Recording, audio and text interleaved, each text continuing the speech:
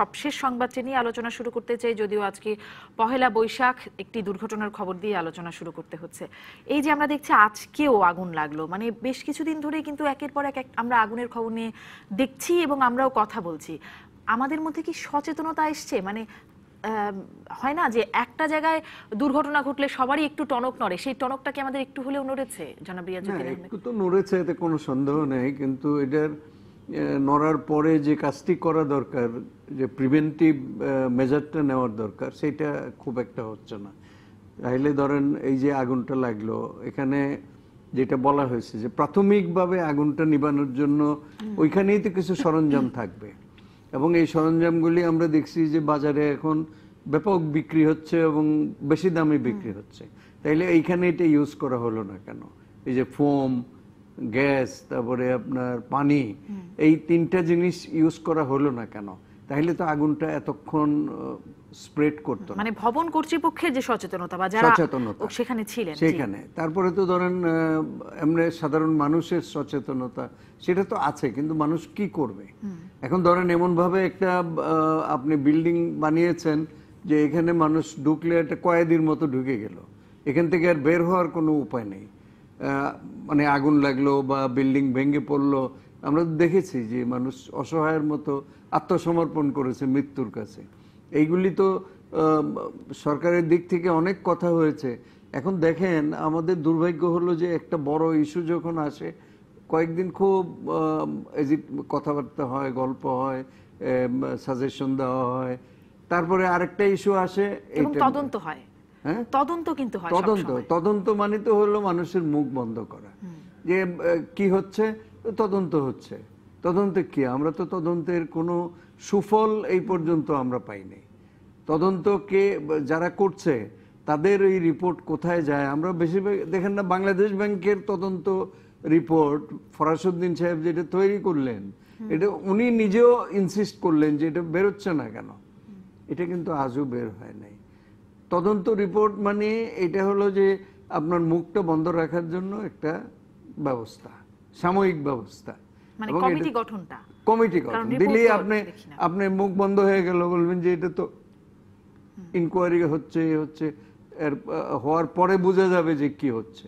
তো এর মধ্যে কিন্তু মানে অঘটন যা ঘটে যায়, এবং সচেতনতা সৃষ্টির যে মানে মোমেন্টামটা তৈরি হয়, এটা কোনো কাজে লাগে না। এই সচেতনতার আরেকটা জায়গায় অসীম সাহেব, আপনিও কিছু যোগ করতে চাইবেন কিনা? আমরা সবসময় আগুন লাগলেই যে অসুবিধাটা দেখি যে উৎসুক মানুষের ভিড়, এটি একদম প্রত্যেকবারই ফায়ার সার্ভিস কর্মীরা এর জন্য একটা দুর্ভোগ পোহাতে হয় তাদের, মানে প্রতিবারই। তাহলে সচেতন এদের মানে আমাদের সাধারণ মানুষের মধ্যে কি সচেতনতা এভাবে আসে না যে আসলে এখানে উৎসুকভাবে দেখতে গেলে, ছবি তুলতে গেলে, ভিডিও করতে গেলে আসলে তাদের কাজের অসুবিধা হচ্ছে? কি মনে হয়? অনেকগুলো বিষয় জড়িত। রিয়াজ ভাই যেমন বললেন যে বিল্ডিংগুলো তৈরি করা হয়, এই বিল্ডিংগুলো তৈরি করা হয় তারা তো এমনি এমনি তুলে ফেলে না, রাজুকের অনুমতি নিতে হয়। রাজুকের অনুমতি নেওয়ার পরে যে বিল্ডিংটা তৈরি হলো, সেই বিল্ডিংটা রাজুকের নিয়ম অনুযায়ী তৈরি হলো কিনা সেটা দেখার দায়িত্ব তো রাজুকের। তারা কি কখনো তো দেখে? ওই যে আমরা জানলাম যে হয়তো 18 তলা একটা অনুমতি দেওয়া হলো, সেখানে 20 তলা তুলে হলো, এই যে 2 তলা বাড়তি তুললো, এইটা পর্যবেক্ষণ করবে কে? এক নম্বর হচ্ছে এটা। 2 নম্বর হচ্ছে যে এই যে বিল্ডিংগুলো তৈরি হচ্ছে, সেটা যেটা বললো যে একটা কয়েদির মতো রেয়াজ ভাই বললো, ঢুকে পড়লে আর বেরোনোর কোনো উপায় নেই। অর্থাৎ প্রশস্ত যে সিঁড়ি থাকা দরকার, বহির্গমনের যে রাস্তা দরকার, যেমন বিমানে থাকে ইমার্জেন্সি ডোর থাকে, সেরকম কোনো ব্যবস্থাই নেই, বা বিকল্প কোনো ব্যবস্থা, আধুনিক ব্যবস্থা পৃথিবীতে এগুলো কিন্তু হয়ে গেছে। কিভাবে নামে তার বহু দৃশ্য আমরা দেখেছি, সেগুলো নেই কেন? আমরা পৃথিবী থেকে বড় বড় কথা বলছি, আমরা ডিজিটাল বাংলাদেশ অমুক সব কিছুই বলছি, আমরা এগুচ্ছি, এটা সত্য, কিন্তু যে আধুনিকতার সঙ্গে তাল মিলিয়ে চলা দরকার, আমরা কি সেইখানে যেতে পারছি? যদি না পারি, তাহলে এরকম দুর্ঘটনা কিন্তু ঘটতেই থাকবে। এর সঙ্গে আমি আরেকটা কথা যুক্ত করতে চাই, সেটা হচ্ছে লক্ষ্য করা গেল যে আমাদের চকবাজার যে আগুন ধরলো, তারপর কিন্তু ধারাবাহিকভাবে আগুন ধরেই যাচ্ছে। সাডেনলি হঠাৎ করে এই 1 মাস 2 মাসের মধ্যে ক্রমাগত আগুন ধরে যাচ্ছে কেন? আগুনের কি বিশেষ মানে মৌসুম চলে না, আগুন কি বোধসম্পন্ন একটা বিষয় যে তিনি গিয়ে ওখানে নিজেই বসে পড়ছেন, আগুন জ্বলে যাচ্ছে? তা তো নয়। তাহলে এই আগুনগুলো কিভাবে হচ্ছে? এর মধ্যে যদি কোনো একটা ভেতর থেকে মানে এক ধরনের ষড়যন্ত্র এটা কিন্তু আমি উড়িয়ে দিতে পারি না। আপনার কথাটাই কিন্তু বলেছিলেন মেয়র সাইদ খোকন, আমরা সেটি নিয়েও কথা বলছি যে এটি কি শুধুই দুর্ঘটনা নাকি নাশকতা খতিয়ে দেখতে হবে সেই না, বিষয়টি। কিন্তু এই খতিয়ে দেখতে হবে এই কথাটা তো শুনতে চাই না। কবে খতিয়ে দেখবেন? এরকম আগুন কি আগে ধরে? এই জিনিসটাই তো ইনকোয়ারি বলে, যে ইনকোয়ারি হচ্ছে, না আমরা না, চুপ এটা তো থাকি। চলতে পারে না। ইনকোয়ারি মানে কি? কি? ইনকোয়ারি আপনি করবেন, বছরের পর বছর আপনি সময় নেবেন, তারপর এটা আবার একটা ঘটনার ঢেউ এসে আরেকটা ঘটনাকে ঢেকে দেবে, এটা তো চলতে পারে না। আপনি তাৎক্ষণিকভাবে সিদ্ধান্ত নেন না কেন? আপনি 3 দিন সময় দেন না কেন, যে 3 দিনের মধ্যে এই তদন্ত করে রিপোর্ট দিতে হবে এবং সেই রিপোর্টটা যমুনা সম্মুখে প্রকাশ করেন? তা না করে আপনি বলবেন বছরের পর বছর তদন্ত ঝুলিয়ে রাখবেন, আবার আগুন ধরবে, ওটা নিয়ে আবার করবেন, এটা চলতে পারে না। অতএব এইখানে স্বচ্ছতা খুবই দরকার। যারা কথা বলছেন তারা কম কথা বলে যদি কাজটা বেশি করেন তাহলে মনে হয় অনেক বেশি উপকারী হবে। তারা কথা বলেন বেশি, কাজ করেন কম। নিশ্চয়ই। আমরা যদিও আজকে মানে একটি খারাপ সংবাদ দিয়ে শুরু করতে হলো, আমরা কথা বলতে চাই পহেলা বৈশাখ। আজকে নানান আয়োজনে সারা দেশব্যাপী পহেলা বৈশাখ পালিত হচ্ছে, নববর্ষকে বরণ করে নেওয়ার প্রস্তুতি ছিল এর আগেও, আজকে সেটি সফলভাবে সেটি করা হচ্ছে। আমি অসীম সাহা আবারও আপনার কাছ থেকে এই বিষয়ে এবার একটু বিষয় পরিবর্তন করে এদিকে আসতে চাই যে আমরা তো এই যে আমরা যে বিষয়টি কথা বলছিলাম, অনেক কথা হয় কিন্তু আসলে কাজ হয় না, সচেতনতার বিষয়টি আসে। এই পহেলা বৈশাখেও কিন্তু আমরা অনেক শুদ্ধতার কথা বলি, আত্মশুদ্ধির কথা বলি। আসলে কি সত্যি শুদ্ধি বোধটা আসে আমাদের মধ্যে, নাকি এটি শুধুই আনুষ্ঠানিকতা, আয়োজন, উৎসব? এটা আসলে শুদ্ধি বোধটা হচ্ছে একটা চিরকালীন প্রক্রিয়ার ব্যাপার, একদিনের ব্যাপার নয়। একদিন আমরা একটা নির্দিষ্ট তারিখ নির্ধারণ করতে পারি এবং সেই দিনটাকে আমরা উৎসব পালন করি, সারা পৃথিবীতেই সেটা হয়। কিন্তু আমাদের ভেতরকার যে অনুভূতি, এই অনুভূতি কোনো কাজ করছে কিনা সেটা হলো দেখার বিষয়। আমি সেজে গুজে সুন্দর মঙ্গল শোভাযাত্রায় অংশগ্রহণ করলাম, ছায়ানটের গানে অংশগ্রহণ করলাম, এ দিয়ে কিন্তু সচেতনতা তৈরি হয় না। যারা বলছে যে গান শুনলে আর ওই নাটক দেখলে অমুক দেখলে, না, ভেতরের চেতনার বিপ্লব সম্পন্ন হতে হয়। চেতনার বিপ্লব সম্পন্ন না হলে শুধু গান দিয়ে নাটক দিয়ে সেটি এটা হবে তাহলে না। কিভাবে হবে? সেটা হতে হবে মানুষকে শিক্ষিত করতে হবে, একেবারে তৃণমূল পর্যায় থেকে শিক্ষিত করতে হবে এবং ওই সময় শিক্ষাটা দিতে হবে যে দেশ জাতি বাঙালি কি। আমরা কি সত্যিকার অর্থেই বাঙালিরা বলতে পারবো যে এই যে আজকে পহেলা বৈশাখ পালন করছি, এটা কবে শুরু হয়েছিল, কে শুরু করেছিল? আজকে এই কালকেই আমি দেখলাম যে মঙ্গল শোভাযাত্রাকে প্রতিহত করার জন্যে কওমি আদর্শে বিশ্বাসী লোকেরা বলেছে যে কোনো উপায়ে তারা প্রতিহত করবে। তারা পারেনি, কিন্তু এই কথাটা যে বলার সুযোগ তারা পেল কেন? তার মানে হচ্ছে যে আমাদের এই বাঙালি সংস্কৃতিকে ধ্বংস করার জন্য একটা শ্রেণী আছে যারা এই সংস্কৃতিকে অন্যভাবে বিচার করছেন। তারা বলতে চাইছেন এই সংস্কৃতিটা হচ্ছে হিন্দু সংস্কৃতি, তারা কিন্তু না জেনে কথাটা বলছেন, একেবারেই তারা জানেন না। যেহেতু ওখানে রবীন্দ্রনাথের গান গাওয়া হয়, হয়তো কীর্তন গাওয়া হয়, হয়তো সভা সঙ্গীত গাওয়া, কথার কথা বলছি, সেই কারণে তারা ধরে নিয়েছে এটা হিন্দু সংস্কৃতি। পহেলা বৈশাখ মোটেই হিন্দু সংস্কৃতি নয়, এটা বাঙালির চিরকালীন সংস্কৃতি, হাজার হাজার বছর ধরে এটা চলে আসছে। যদি আমাদের গ্রামগুলোতে আমরা লক্ষ্য করি, আমাদের এই কালকে চৈত্র সংক্রান্তি গেছে, যদি লক্ষ্য করি যে প্রস্তুতি এবং আজকে তার বিকাশ, এর মধ্যে বাঙালির যে নানা ধরনের উৎসব আছে, শুধু পুজো অর্চা নয়, কিন্তু জীবন চর্চার মধ্যে যে প্রক্রিয়াগুলো আছে সেগুলো হচ্ছে একেবারেই বাঙালি, এটা বিদেশিরা এটা করে না। অতএব এটা না জেনে এর বিরুদ্ধে কথা বলা মানে হচ্ছে বাঙালির সংস্কৃতির বিরুদ্ধে কথা বলা। এই জায়গাটায় সচেতন করতে হবে। এখন স্কুল পাঠ্য বই থেকে সেটি কি আছে? আমি দুঃখের সঙ্গে একটু বলি, যোগ করি আমাদের কোথায় সচেতনতার অভাব। আমি অষ্টম শ্রেণী বা নবম শ্রেণীর একটি বইতে দেখলাম আব্দুল গাফফার চৌধুরীর আমার ভাইয়ের রক্তে রাঙানো 21শে ফেব্রুয়ারি আমি কি ভুলিতে পারি, এই কয় বানানটা লিখেছে দীর্ঘিকার দিয়ে। আমি কি ভুলিতে পারি, আরে আমি কি ভুলিতে পারি, আমি ভুলিতে পারি না। তাহলে পাঠ্যপুস্তক যদি এটা করে তাহলে আমার ছেলেমেয়েরা কি শিখবে, তাদের কি শেখাচ্ছে, কারা করছে, এটা কে দেখছে? এটা হচ্ছে না কেন আমাদের দেশে? পাঠ্যপুস্তকের এই ভুল নিয়ে তো আমরা অনেক আলোচনা করেছি এবং এই আপনি বলছেন যে সাম্প্রদায়িকতা ঢুকানোর একটা প্রচেষ্টা যে আছে সেটি নিয়েও আমরা আমাদের এই টেবিলে অনেকবার আলোচনা হয়েছে। জনাব রিয়াজউদ্দিন আহমেদ, আপনার কাছ থেকে আসলে জানতে চাই, যেটি কবি অসীম সাহা বলছিলেন যে এই যে মানে এই আমাদের সংস্কৃতির অংশ, আমাদের সংস্কৃতি, তবুও এটার বিরুদ্ধচারণ করা এবং হিন্দুয়ানা সংস্কৃতি এটি বলা। একটি ওয়াজ দেখলাম ইউটিউবে খুব ছড়িয়ে পড়েছে, যারা পয়লা বৈশাখ পালন করবে, যারা পয়লা বৈশাখে নতুন কাপড় পরবে, তারা জাহান্নামী জাহান্নামী জাহান্নামী। এইগুলি দেখেন, অপশক্তির বিরুদ্ধেই তো মঙ্গল শোভাযাত্রা। অপশক্তির বিরুদ্ধেই কিন্তু এই বৈশাখের জাগরণ। আপনি দেখেন বৈশাখের জাগরণ কিন্তু অসাম্প্রদায়িকতাকে অনেক বেশি এগিয়ে নিয়ে যায়, আমি মনে করি এটা। এবং এটা আছে বলেই কিন্তু এই প্রয়াসগুলি থাকে। আর যেটা শুদ্ধতার কথা আসছে, শুদ্ধতাটা তো আসে ধরেন সর্বস্তরে সত্য প্রতিষ্ঠা করা, ন্যায় প্রতিষ্ঠা করা। এই যে প্লেটো বলছে যে রাষ্ট্রের মূল ভিত্তি হলো ন্যায় বিচার, সেটা তো থাকতে হবে, না হলে তো এই জিনিসগুলি বিকাশ লাভ করবে না। আপনার মানুষের চেতনার বিকাশ হবে না, মানুষ মূল্যবোধে বিশ্বাস করবে না, মানুষের শুদ্ধতা তার মনের মধ্যে আসবে না, সে অপশক্তির কাছে আত্মসমর্পণ করবে। এবং যেটা আমাদের সমাজে হচ্ছে, আপনি দেখেন আজকে আমি তো মানে বিমোহিত হয়ে গেলাম, কলকাতার থিয়েটার রোডে মঙ্গল শোভাযাত্রা হয়েছে, ঢাকার সাথে মিল রেখে। এটা আগে কখনো হতো না, কখনোই হতো না। এবং বাংলাদেশে যেভাবে পয়লা বৈশাখের সংস্কৃতিটা বিকাশ লাভ করেছে, এটা কি পশ্চিমবঙ্গে আমি ছিলাম কিন্তু নেই, পয়লা বৈশাখ করা কিছুই করে না। কিন্তু এখন তারা আমাদের এই সংস্কৃতিকে ধারণ করছে, এখন ধারণ করবে, এখন নিবে। এবং এই যে ওনারাই বলছিলেন যে আজকে যে মঙ্গল শোভাযাত্রা যেটা থিয়েটার রোডে হলো ঢাকার সাথে মিল রেখে, এটা হয়তো একদিন সারা পশ্চিমবঙ্গে এটা ছড়িয়ে পড়বে, এক সময় পশ্চিমবঙ্গেরও গণ্ডি ছাড়িয়ে যাবে।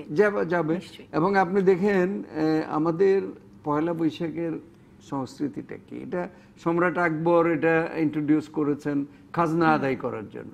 এটা কি খাজনার মধ্যে এখন আবদ্ধ আছে? এটা নাই, এটা বাঙালি সংস্কৃতিকে ছুঁয়ে গেছে। এটা এমন একটা জিনিস তৈরি হয়েছে এবং এটা আরো বিস্তার লাভ করবে। এবং আমরা যখন ছোট ছিলাম আমরা তো দেখেছি, আপনিও নিশ্চয়ই দেখেছেন যে গ্রামে গঞ্জে তো মেলা হতো, বৈশাখের মেলা হতো, বৈশাখের গান হতো, গ্রামে গঞ্জেই তো হতো। হ্যাঁ, গ্রামে গঞ্জে হতো, শহরে কিন্তু এরকম ছিল না। এখন এইটার ট্রান্সফরমেশন হলো যে এটা শহরে চলে এসছে, গ্রামে কিন্তু কম। শহর থেকে এখন গ্রামে যাবে। এখন দেখবেন মঙ্গল শোভাযাত্রা প্রত্যেক উপজেলায় হবে। এইবারই দেখলাম যে প্রায় ডিস্ট্রিক্টে মঙ্গল শোভাযাত্রা হয়েছে, এটা কিন্তু আগে ছিল না। এবং আজকে থেকে 52 বছর আগে, আমি তখন ঢাকা ইউনিভার্সিটির ছাত্র, সলিমুল্লাহ মুসলিম হলে আমরা থাকি, সেই দিন ছায়ানটের প্রথম ফাংশন, প্রথম পয়লা বৈশাখ, আমরা এই রেস কোর্সের উপর দিয়ে হেঁটে আইসে জয়েন করলাম, ঠিক সকাল 6টায় শুরু হলো। সেই থেকে শুরু করে আজকে 52 বছর এটা কত বিকাশ লাভ করেছে। সেদিন তো আমরা কতজন শ্রোতা ছিলাম আর কয়জন গান করেছে, কিন্তু এই যে ওইটা সাম্প্রদায়িকতার বিরুদ্ধে একটা প্রতিবাদ ছিল। তখন এই ছিল যে পয়লা বৈশাখ সাম্প্রদায়িক, এই যে আজকে যেটা বলছে, এটার প্রতিবাদ কিন্তু 52 বছর আগে হয়েছে এবং এই রমনার বটমূলে হয়েছে। আমরা সাক্ষী, সেই তখন থেকে চলছে, এখনো সেটাকে চালিয়ে যাওয়া এটা তো থাকবে। অপশক্তিকে তো আপনি নির্মূল করতে পারবেন না, অপশক্তিকে দাবিয়ে রাখতে হবে, নির্মূল করতে পারবেন না আপনি, কারণ তারাও তো একটা শক্তি। আমি একটা বিরতিতে যাব, তবে বিরতির আগে আমি একটি বিষয়ের যে বিষয়টি নিয়ে কথা বলবো সেটি একটু বলতে চাই। সারা দেশেই, ঢাকা সহ শুরু করে সারা দেশেই মঙ্গল শোভাযাত্রা বা বিভিন্ন আনুষ্ঠানিকতা যা যা হয়েছে সবখানে এবারে একটা মূল প্রতিবাদ ছিল নারীর প্রতি সহিংসতার প্রতিবাদ।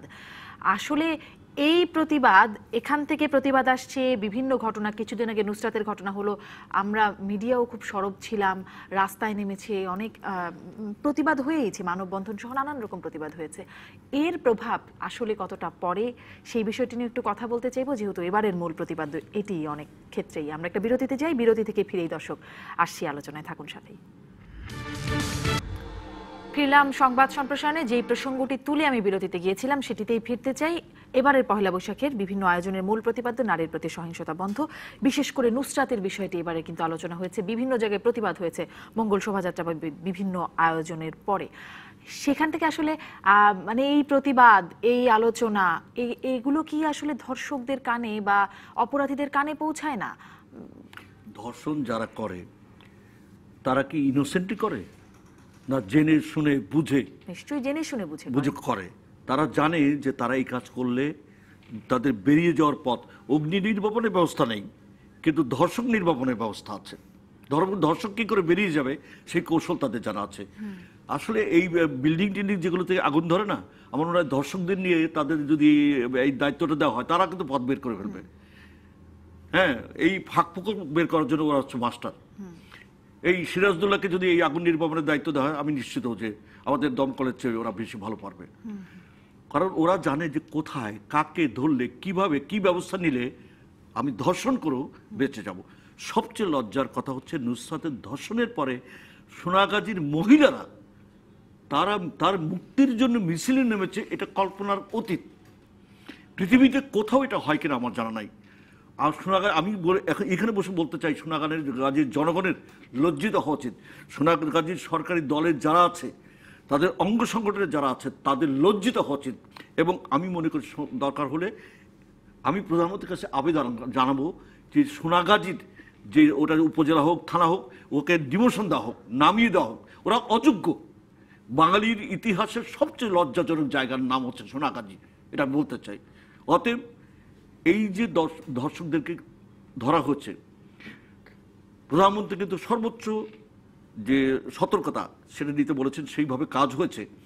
কিন্তু প্রধানমন্ত্রীর নির্দেশকে উপেক্ষা করার মানুষও কিন্তু এই দেশে আছে, আমরা অতীতে তা দেখেছি। এই সাহস তারা পায় কোত্থেকে? তার মানে হচ্ছে আমাদের আমলাতন্ত্র এমন একটা জায়গায় শক্তিশালী ভূমিকায় আছে যে তারা প্রধানমন্ত্রীকে অবমাননা করার সাহস পায়।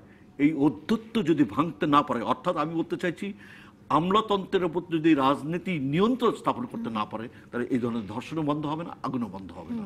এত যখন আলোচনা সমালোচনা, প্রশ্নটি এই কারণে, কালকেও গত রাতেরই ঘটনা, চট্টগ্রামে এক প্রবাসীর স্ত্রীকে ঘরে ঢুকে ধর্ষণের চেষ্টায় ব্যর্থ হয়ে পরে হত্যা করেছে। আজকেও সেটি পত্রিকায় শিরোনাম হয়েছে। জনাব রিয়াজউদ্দিন আহমেদ।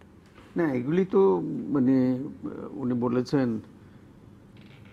কথা অস্বীকার করার তো কোনো ইয়ে নেই যে রাজনীতি যদি আমলাতন্ত্রকে নিয়ন্ত্রণ করতে না পারে, আমলাতন্ত্র যদি রাজনীতি নিয়ন্ত্রণ করে, তাইলে এই সমাজে এই ব্যভিচারের মধ্যে চলে যাবে, অবিচারের মধ্যে চলে যাবে। আজকে দেখেন মানে কেউ কোনো কথা শোনে না। পুলিশের যে ঘটনাটা সোনাগাজীতে ঘটলো, এই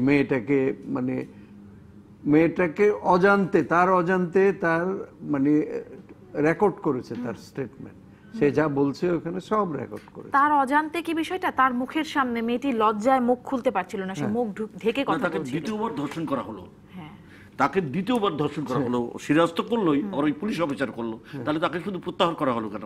তাকে কেন জেলে নেওয়া হলো? বিচার হলো না, তাকে পুলিশ লাইনে ক্লোজ করছে, এটা তো কোনো পানিশমেন্ট হলো না। তো এখন এই কথাটা গুরুত্বপূর্ণ যেটা বলছে উনি, যে রাজনীতি ব্যুরোক্রেসি এবং সমাজের অন্য অপশক্তিকে নিয়ন্ত্রণ করতে হবে। কিন্তু এখন যাচ্ছে যে অপশক্তি রাজনীতি নিয়ন্ত্রণ করছে, তারা ঘুষ খাচ্ছে, তারা দুর্নীতি করছে, টাকা দিয়ে নির্বাচিত হচ্ছে, কখনো ভোট নিয়ে করছে, ভোট ছাড়া হচ্ছে। তো এই যে ঘটনা, এতে কিন্তু রাজনীতি পিছনে পড়ে যাচ্ছে। এবং রাজনীতি যদি সমাজকে নিয়ন্ত্রণ না করে, তাহলে এই অনাচার, অবিচার, অত্যাচার চলতে থাকবে, নারীর প্রতি সহিংসতা হবে, বিচার হবে না। আপনি দেখেন একটা বিচারের সময়, সমাজেরও তো রাজনীতিকে নিয়ন্ত্রণ করার কথা, সমাজেরও তো রাজনীতিকে নিয়ন্ত্রণ করার কথা, মানুষের তো নিয়ন্ত্রণ করার সমাজ কথা। রাজনীতির যদি গণতন্ত্রের নিয়মটা হলো রাজনীতি সবকিছু নিয়ন্ত্রণ করবে। রাজনীতির যে জন্য রাজনৈতিক নেতাদেরকে আদর্শ মানুষ বলা হয়, সেই আদর্শ মানুষ তো নাই। এখন তো রাজনীতি নিয়ন্ত্রণ করে ব্যবসায়ীরা। 67% এমপি হলো পার্লামেন্টে ব্যবসায়ী। তারপরে আমাদের পার্লামেন্টে একটা বিরোধী দল নাই, যে বিরোধী দল জবাবদিহিতার জন্য মানে চেঁচামেচি করবে, পার্লামেন্টে হইচই করবে, হট্টগোল করবে। সেটা কোথায়? এখন এরশাদ সাহেবকে এনে বলা হলো যে আপনি অপোজিশন, হায়ার্ড অপোজিশন। এটা করলে তো সমাজ চলবে না, সমাজের ইয়েগুলি, ফেব্রিক্সগুলি ভেঙে যাবে, তার মূল্যবোধগুলি ভেঙে যাবে। এবং এই ঘটনা যখন ঘটতে থাকবে, তখন মানুষ অনুভূতি হারিয়ে ফেলবে। তাদের কাছে আগে যেমন ধরেন একটা জায়গায় একটা খুন হলে বা একটা শিশু হত্যা হলে, একটা নারী হত্যা হলে এই যে এই এখন যেমন মানুষ নামছে যেরকম, এরকম একবার হয়েছিল দিনাজপুরের ইয়াসমিনকে নিয়ে সারা দেশে মানে কিন্তু এগুলি তো থাকে না, সাস্টেইনেবল না। এটা হলো কয়দিন করে তারপর মানুষ আস্তে আস্তে ভুলে গেল। এইটা ধরে রাখবে। আজকে পার্লামেন্টে এটা মানে নিয়ে আমাদের আলোচনা, নুসরাতকে ভুলতেও এখন হয়তো কিছু না পার্লামেন্টে কেন আলোচনা হচ্ছে না?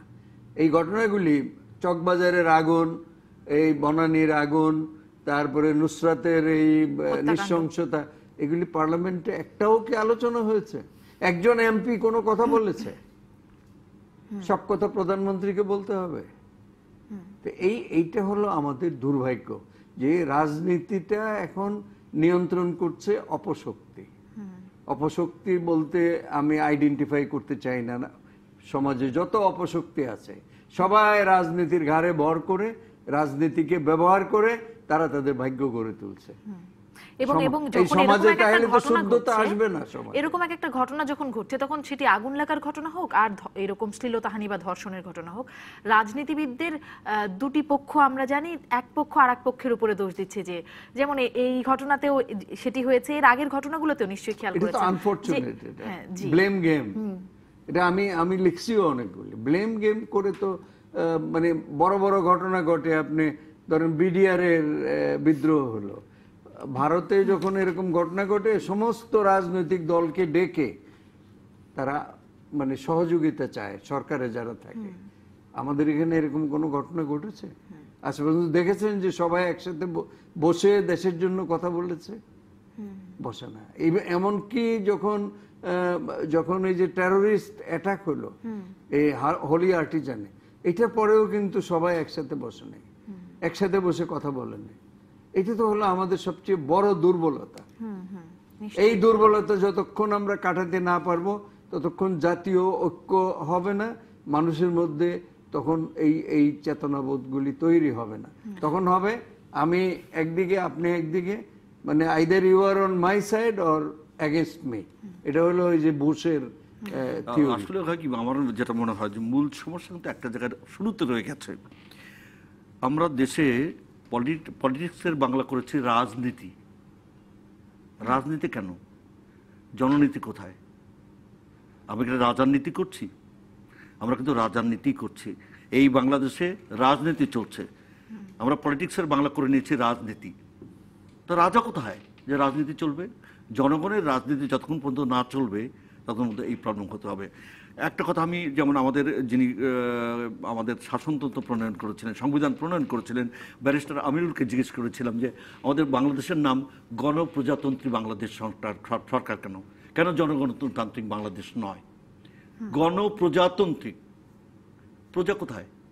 বাংলাদেশের প্রজা কোথায়? আজকে বাংলাদেশের জনগণ প্রজা হয়ে গেছে, আর যারা ক্ষমতায় থাকে তারা রাজা। কিন্তু হবার তো কথা ছিল উল্টো, মানে গণপ্রজাতন্ত্রী মানে জনগণ হচ্ছে মালিক আর তারা হচ্ছে প্রজা। ব্যাপারটা কি দাঁড়ালো যে আমরা রিপাবলিক অফ বাংলাদেশ মানে ওটার হুবহু বাংলাকরণ করলাম। আমরা বঙ্গবন্ধু দেশ স্বাধীন করার পরে বঙ্গবন্ধু যে সোনার বাংলা স্বপ্ন দেখেছিলেন, সেই স্বপ্নকে ধূলিসাৎ করে দিয়ে প্রতিটি ক্ষেত্রে আমরা বিপরীত পথে যাত্রা করছি, যে কারণে আজকে রাজনীতি চলছে, জননীতি চলছে না। যতক্ষণ পর্যন্ত জননীতি না চলবে এই ধরনের বিপর্যয় ঘটতেই থাকবে। আমরা একটা বিরতির সময় হয়ে গেছে, বিরতির পরে নিশ্চয়ই আরো আলোচনা থাকবে, পত্রিকায় নিশ্চয়ই আরো খবর আছে। দর্শক থাকুন সাথেই।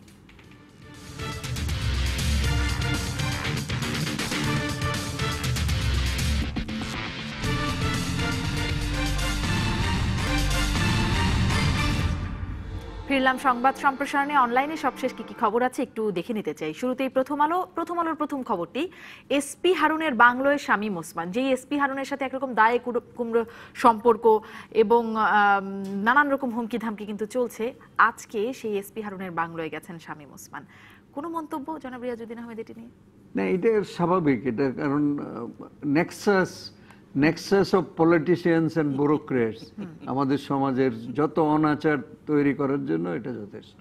এবং রাজনীতিবিদ এবং ব্যুরোক্রেটরা ঝগড়া করে থাকতে পারবে না, তাদেরকে একটা নেক্সাস তৈরি করতে হবে, একটা সখ্যতা তৈরি করতে হবে। কিন্তু এটি কি মানে এই সখ্যতাটা কি থাকবে মনে হচ্ছে নাকি এটি না, এটা থাকবে যতক্ষণ তাদের স্বার্থের কারণে দরকার, স্বার্থ সিদ্ধির জন্য দরকার, ততক্ষণ থাকবে। জনাব ওয়াসিম শাহ। না, একই কথা। কথা হচ্ছে কতগুলো ব্যাপার থাকে যে বৈরিতা থাকলেও অনেক সময় আমাদের সামাজিক যে অনুষঙ্গগুলো থাকে সে কারণে সৌজন্য একটা বলে কথা হচ্ছে, তো অনেক সময় হয়তো অনিচ্ছা সত্ত্বেও সৌজন্য দেখানোর জন্য যায় কিন্তু ভেতরের যে মানে প্রতিক্রিয়াগুলো সেগুলো তো বন্ধ হয়ে যায় না। ওই যে যেটা রিয়াজ ভাই বললেন যে স্বার্থের দ্বন্দ্ব যদি হয় আবার ঝগড়া লাগতে পারে, আবার স্বার্থের জন্য হবে না, আবার পরস্পর হয়তো দেখা যাবে যে এই পুলিশের যে কর্মকর্তা সেই আবার স্বামী উসমানের বাড়িতে গেছে, এটা পারস্পরিক ব্যাপার। এটা নিয়ে খুব বেশি কথা বলার কিছু আছে বলে মনে করি না। পরের খবরগুলোতে চলে যায়। আর কি খবর আছে? বাংলা ট্রিবিউনে দেখছি খালেদা জিয়া অত্যন্ত অসুস্থ। সাক্ষাৎ শেষে মির্জা ফখরুল প্রতিবারই সাক্ষাৎ শেষে জানাচ্ছেন বেগম জিয়া খুবই অসুস্থ, তিনি বঙ্গবন্ধু শেখ মুজিব মেডিকেল বিশ্ববিদ্যালয়ে আছেন, সেখানে গিয়ে সাক্ষাৎ করেছেন। কিন্তু চিকিৎসকরা আবার জানাচ্ছেন বা মেডিকেল কর্তৃপক্ষ জানাচ্ছেন যে তিনি ভালো আছেন। মানে তিনি এটা নিয়ে তো অনেকদিন ধরেই তর্ক বিতর্ক চলছে। এটা নিশ্চিতভাবে তো আমাদের পক্ষে বাইরে থেকে বলা খুব কঠিন যে উনি কতটা অসুস্থ কিংবা অসুস্থ না। এইখানেও একটা পলিটিক্সের ব্যাপার আছে। মির্জা ফখরুল বলেছেন, আবার সরকারের পক্ষ থেকে বলা হবে যে না, ওনার কিছুই হয়নি, ঠিক আছে। এটা চলতেই থাকবে, এটা শেষ হবে বলে মনে হয় না। এটা আমি বুঝতে পারি না যে অসুস্থ হলে তো ট্রিটমেন্ট চিকিৎসা হবে। এখানে চিকিৎসা বিএনপি বলছে হচ্ছে না, ডাক্তাররা বলছে হচ্ছে। এই জিনিসটা একটু ক্লিয়ারিফাই করা দরকার। কে করবে ক্লিয়ারিফাই? এটাই তো আমাদের বড় এখন এটা সরকারের দিক থেকে একটা নিরপেক্ষ কোন ইয়ের মাধ্যমে এটা করতে পারে। আমরা মানে কেউ কি সেই নিরপেক্ষ মনে করে পরের পত্রিকায়? না, নিরপেক্ষ আসলে নিরপেক্ষ তো বলে কিছু নেই আমাদের। আমরা নিরপেক্ষ, এটি বেগম জিয়া ভালো বলেছিলেন, একমাত্র পাগল আর শিশু ছাড়া কেউ নাকি নিরপেক্ষ হতে পারে না। আমরা দেখছি ফেসবুকে আবারও বিভ্রাট। হ্যাঁ, আজকে আসলে কয়েক ঘন্টা ভোগান্তি ছিল ফেসবুক, হোয়াটসঅ্যাপ সহ বিভিন্ন সামাজিক যোগাযোগ মাধ্যমে সার্ভারে কিছু পরিবর্তনের জন্য এটি হয়েছে। আরেকটি খবর দেখছিলাম, ওই খবরটি একটু ভুটানের প্রধানমন্ত্রীর খবরটি একটু বলতে চাই, এটি দিয়েই শেষ করতে চাই। আগে একটা ভালো মানুষ হইতে হবে ভাই। প্রধানমন্ত্রী শেরিং, ভুটানের প্রধানমন্ত্রী আজ এটি বলেছেন। এই খবরের সাথে শেষ করতে চাই। উনি বাংলাদেশে পড়াশোনা করেছেন, তো মানে এমবিবিএস হওয়ার জন্য কমপক্ষে 5 বছর স্টাডি করতে হবে। এখানে ছিল, বাঙালিদের চিনে এবং জানে। অসংখ্য ধন্যবাদ আপনাদের দুজনকেই এবং দর্শক সবাইকে নববর্ষের অনেক অনেক শুভেচ্ছা। এবং ভুটানের প্রধানমন্ত্রীর মতো বলতে চাই, আগে সত্যিই একটি ভালো মানুষ হতে হবে। ধন্যবাদ।